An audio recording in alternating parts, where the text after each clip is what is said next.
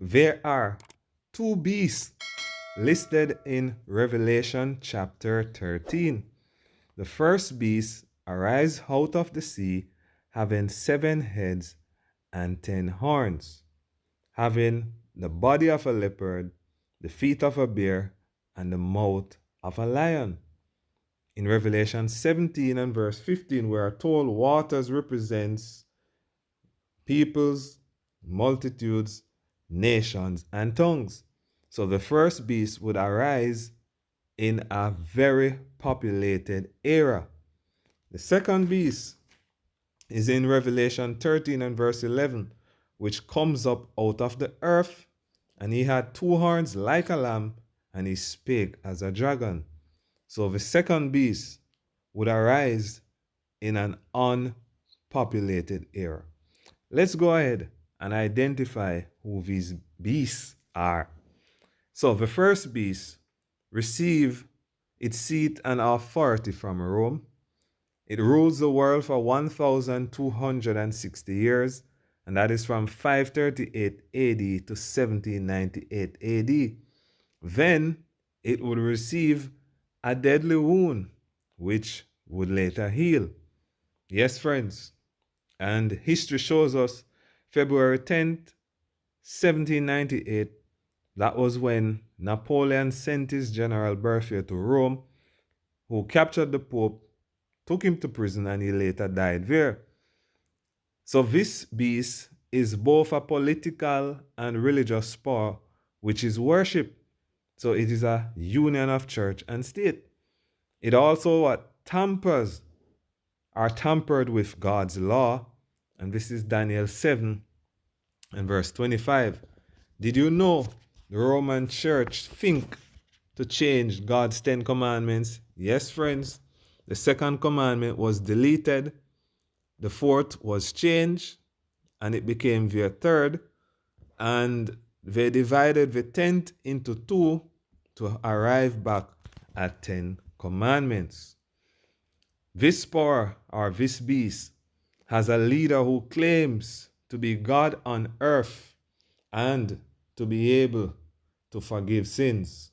The Catholic National, July 1895, says the Pope is not only the representative of Jesus Christ, but he is Jesus Christ himself, hidden under the veil of flesh. Yes, friends, so the Pope is saying that he is God. And here it tells us from dignitaries and duties of the priest that God himself is obliged to abide by the judgment of his priest, and either not to pardon or to pardon according as they refuse or give absolution. The sentence of the priest proceeds, and God subscribes to it. Yes, friends, this is considered to be blasphemy. It goes on to tell us that this is the mother church, daughters have come out of her. He made war with the saints, is a world power which is wondered at, and it has a man at its head with the number of his name being what? 666. And vicarious filii dei will arrive at 666 when you add Roman numerals to the letters. This is what was inscribed in the Pope's crown, but it's no longer there. However, they use it in their coronation ceremonies. And you're seeing it on your screen. And then it tells us that this beast has a dreaded mark which will cause us or any person to be cast in the lake of fire and lose out on eternal life. And they tell us clearly that Sunday is our mark of authority. The church is above the Bible, and this transference of Sabbath observance is proof of that fact. Of course, the Catholic Church claims that the change from Saturday to Sunday was her act, and the mark is the act rather is a mark of her ecclesiastical authority in religious things. Yes, friends. So by now you must guess who the first beast of Revelation 13 is none other than the papacy. Now let us move on to the second beast of Revelation 13. And please bear in mind, this beast arose up out of the earth, which signifies an unpopulated era. And bear in mind as well that the papacy received its deadly wound in 1798. So let's now look at what was taking place in the world during the 1700s. July 4th, 1776 was the Declaration of Independence. So America declared independence in 1776. And September 17th, 1787, they voted the US Constitution, or the US Constitution was signed. And December 15th, 1791, they adopted the Bill of Rights. And by 1798, they rose up as a nation. Yes, friends. So history shows us that when the papacy was going down, this second beast came up. So bear in mind, in Revelation 13, it talks about two beasts.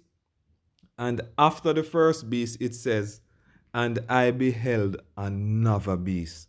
So yes, friends, USA, America, fits the description of the second beast. And it also tells us that it arose with two horns like a lamb. One horn represents Protestantism, the other republicanism. Protestantism, a church without a pope, because remember, the pope ruled the church in Europe, and they wanted a state without a king. So remember, in Europe, the state was ruled by kings. Yes, friends. So Protestantism, a church without a pope. Republicanism, the people could vote in a government and vote out one. And when you see in Revelation, the church fled into the wilderness, that's Revelation 12, it was because of the church and state union, and the church, Roman church, using the power of the state to persecute the Christians. They fled into the wilderness, and history shows us that the Puritans fled to America. And that was how America rose up to power. But note, it rose up lamb-like, and then it would be speaking like a dragon.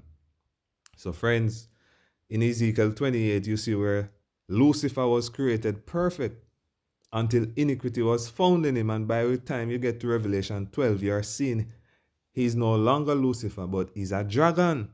So some change took place in him. So we ought to see a change takes place in America. And when I read Revelation 13:12, it always lingers on my mind. Yes, America will exercise all the power of the papacy, and we have spoken about that in another video. I'll put the link in the description below. And the part that really bothers my mind is it caused or forced the earth to worship the papacy, whose deadly wound was in. So how will America cause or force the entire world to worship the papacy?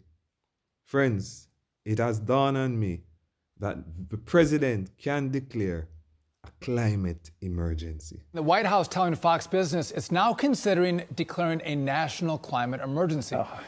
But that's a climate crisis to you, Mark. The AP, which sets the standards for newsrooms across the country, they're urging Americans to use the term climate crisis to address the current situation. This is all troubling, but if the president declares a climate emergency, what impact does that have?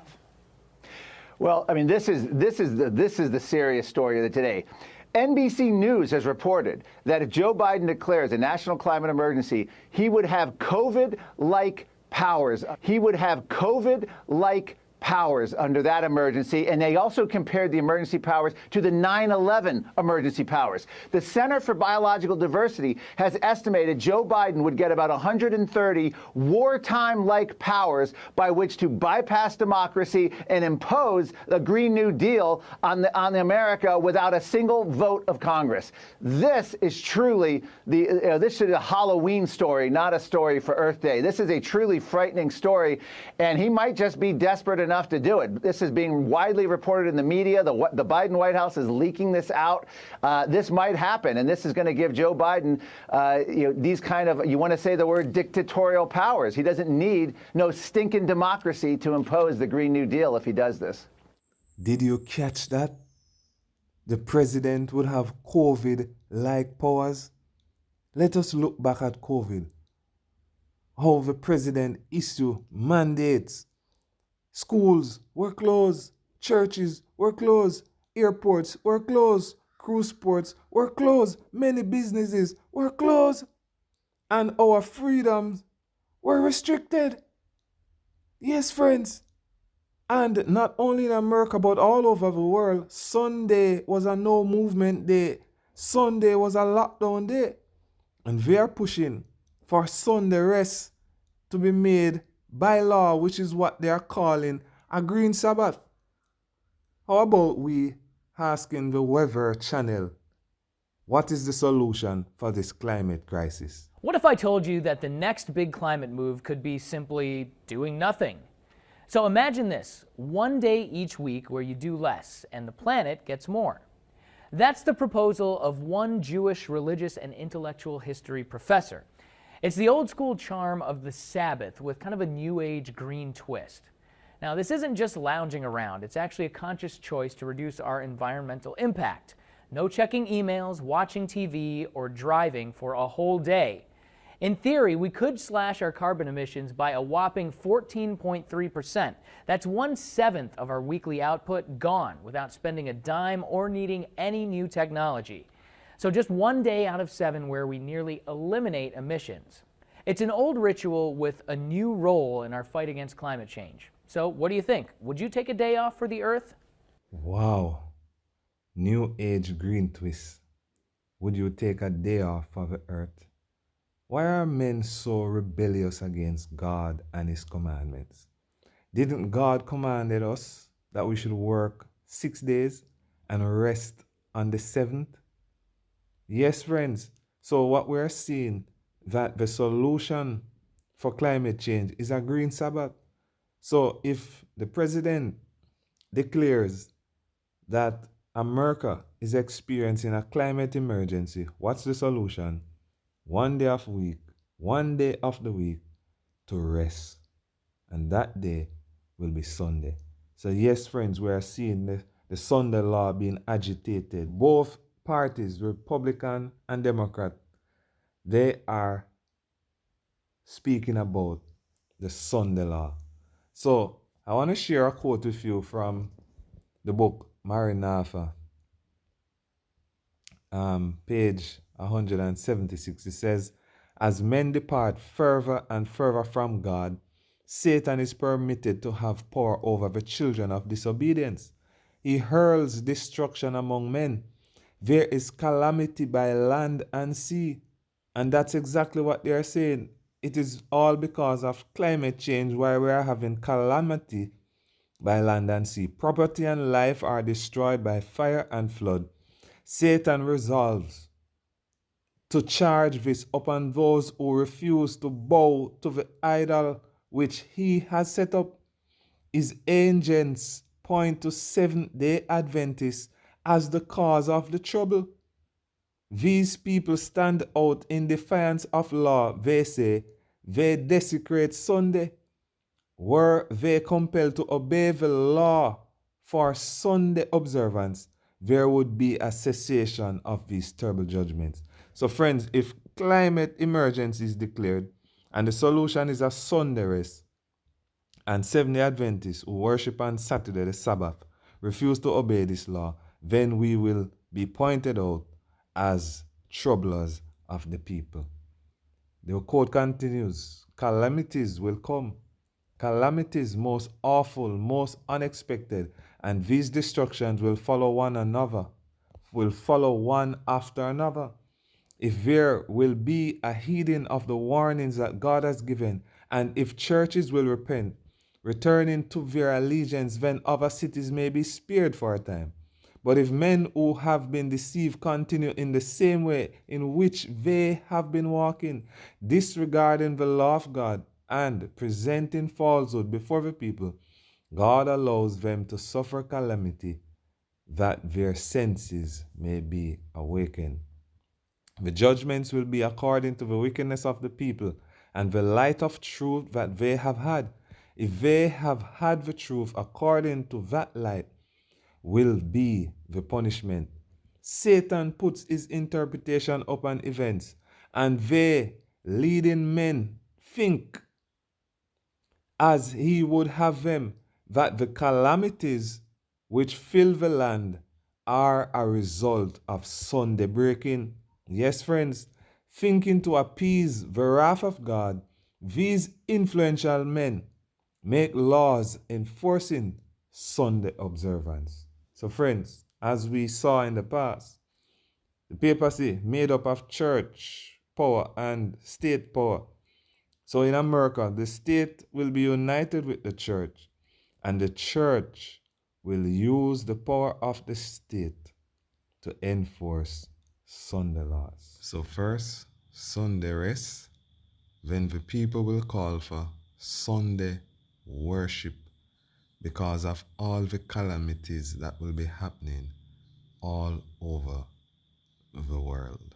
This will result in persecution of Sabbath keepers, God's faithful children.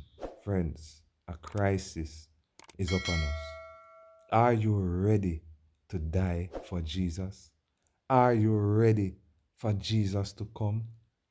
I beg of you, if you have not yet given your heart to Jesus, do so today before it is forever too late.